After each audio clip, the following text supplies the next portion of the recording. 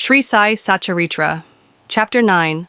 This is speak about effective compliance and non-compliance with Baba's orders at the time of taking leave. A few instances. Mendicancy and its necessity. Devotees. Tarkad families. Experiences. Baba fed sumptuously. How?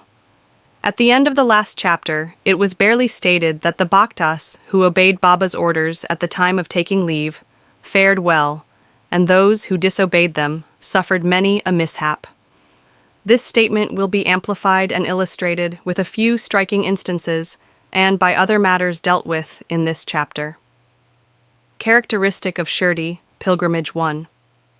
Special peculiarity of Shirdi pilgrimage was this, that none could leave Shirdi without Baba's permission, and if he did, he invited untold sufferings, but if anyone was asked to quit Shirdi, he could stay there no longer. Baba gave certain suggestions or hints when Bhaktas went to bid goodbye and take leave. These suggestions had to be followed. If they were not followed or were departed from, accidents were sure to befall them who acted contrary to Baba's directions. We give below a few instances. Tatya Kote Patil. Tatya Kote was once going in a tanga to Kopargaon Bazaar. He came in haste to the masjid, saluted Baba, and said that he would go to Kopargaon Bazaar. Baba said, "Don't make haste, stop a little, let go the bazaar, don't go out of the village." On seeing his anxiety to go, Baba asked him to take Shama, Madhavrao Deshpande, at least with him. Not minding this direction, Tatya Kote immediately drove his tanga. Of the two horses, one, which cost 300 rupees, was very active and restless. After passing Sawul well, it began to run rashly, got a sprain in its waist and fell down. Tatya was not much hurt, but was reminded of Mother Sai's direction. On another occasion, while proceeding to Kolhar village, he disregarded Baba's direction and drove in a tanga, which met with a similar accident. European gentleman. One European gentleman of Bombay once came to Shirdi with an introductory note from Nanasaheb Chandorkar and with some object in view. He was comfortably accommodated in a tent. He wanted to kneel before Baba and kiss his hand. Therefore, he tried thrice to step into the masjid, but Baba prevented him from doing so. He was asked to sit in the open courtyard below and take Baba's darshan from there. Not pleased with this reception he got, he wanted to leave Shirdi at once and came to bid goodbye. Baba asked him to go the next day and not to hurry. People also requested him to abide by Baba's direction. Not listening to all this, he left Shirdi in a tanga. The horses ran at first all right, but when Sawul well was passed, a bicycle came in front, seeing which the horses were frightened and ran fast. The tanga was turned topsy-turvy, and the gentleman fell down and was dragged some distance.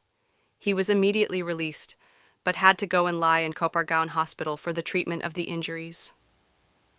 Because of such experiences, all people learnt the lesson that those who disobeyed Baba's instruction met with accidents in one way or the other, and those who obeyed them were safe and happy. The necessity of mendicancy. The necessity of mendicancy. Now to return to the question of mendicancy. A question may arise in the minds of some that if Baba was such a great personage, God in fact, why should he have recourse to the begging bowl all his lifetime? This question may be considered and replied from two standpoints. 1. Who are the fit persons who have a right to live by the begging bowl? Our Shastras say that those persons who getting rid of or becoming free from the three main desires, viz. 1. For progeny, 2. For wealth, 3. For fame, except sannyas, are the fit persons to live by begging alms. They cannot make cooking arrangements and dine at home. The duty of feeding them rests on the shoulders of householders. Sai Baba was neither a householder nor vanaprastha. He was a celibate sannyasi, i.e., sannyasi from boyhood. His firm conviction was that the universe was his home. He was the Lord Vasudeo, the supporter of the universe and the imperishable Brahman, so he had the full right to have recourse to the begging bowl. 2. Now from the standpoint of 1. Panchasun, 5 sins and their atonement.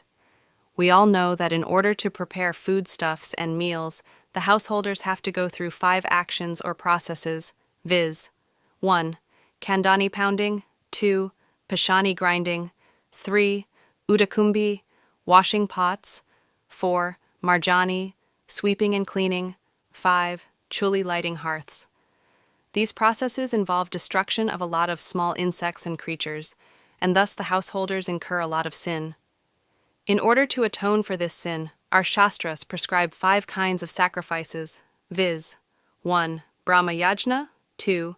Vedadhyayan, offerings to Brahman or the study of the Vedas, 3. Pitra Yajna, offerings to the ancestors, 4. Deva Yajna, offerings to the gods, 5. Puta Yajna, offerings to the beings, 6. Manushya Atithi Yajna, offerings to men or uninvited guests. If these sacrifices enjoined by the Shastras are duly performed, the purification of their minds is effected, and this helps them to get knowledge and self-realization. Baba, in going from house to house, reminded the inmates of their sacred duty, and fortunate were the people who got the lesson at their homes from Baba. Devotees' experiences now to return to the other more interesting subject. Lord Krishna has said in the Bhagavad Gita 9-26, "Whosoever devoutly offers to me a leaf, a flower, or a fruit or water, of that pure-hearted man, I accept that pious offering." In the case of Sai Baba, if a devotee really longed to offer anything to Sai Baba, and if he afterwards forgot to offer the same, Baba reminded him or his friend about the offering and made him present it to him, and then accepted it and blessed the devotee. A few instances are given below. Tarkad family, father and son. Mr. Ramachandra Atmaran, alias Babasaheb Tarkad, formerly a Prarthana Samajist, was a staunch devotee of Sai Baba. His wife and son loved Baba equally, or perhaps more. It was once proposed that Master Tarkad should go with his mother to Shirdi and spend his May vacation there, but the son was unwilling to go, as he thought that in case he left his home at Bandra, the worship of Sai Baba in the house would not be properly attended to, as his father, being a Prarthana Samajist, would not care to worship Sai Baba's enlarged portrait. However, on his father's giving an assurance of oath that he would perform the worship exactly as the son was doing, the mother and the son left for Shirdi on one Friday night. Next day, Saturday, Mr. Tarkad got up early, took his bath, and before proceeding with the puja, prostrated himself before the shrine and said, "Baba, I am going to perform the puja exactly as my son has been doing, but please let it not be a formal drill." After he performed the puja, he offered a few pieces of lump sugar as naivdya, offering, which were distributed at the time of the lunch. That evening and on Sunday, everything went on well. The following Monday was a working day, and it also passed well. Mr. Tarkad, who had never performed puja like this in all his life, felt great confidence within himself that everything was passing on quite satisfactorily according to the promise given to his son. On Tuesday, he performed the morning puja as usual and left for his work. Coming home at noon, he found that there was no prasad, sugar, to partake of when the meal was served. He asked the servant, cook, who told him that there was no offering made that morning and that he had completely forgotten then to perform that part of the puja, offering naivedya. After hearing that, he left his seat and prostrated himself before the shrine, expressed his regret, at the same time chiding Baba for the want of guidance in making the whole affair a matter of mere drill. Then he wrote a letter to his son stating the facts and requested him to lay it before Baba's feet and ask his pardon for his neglect. This happened in Bandra at Tuesday noon. Moral: see God in all beings, is the moral of this chapter. The Upanishads, the Gita, and the Bhagavad all exhort us to perceive God, or divinity, in all the creatures. By the instance given at the end of this chapter, and others too numerous to mention, Sai Baba has practically demonstrated to us how to put the Upanishadic teachings into practice.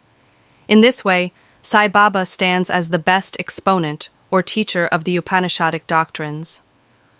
Bow to Shri Sai, peace be to all.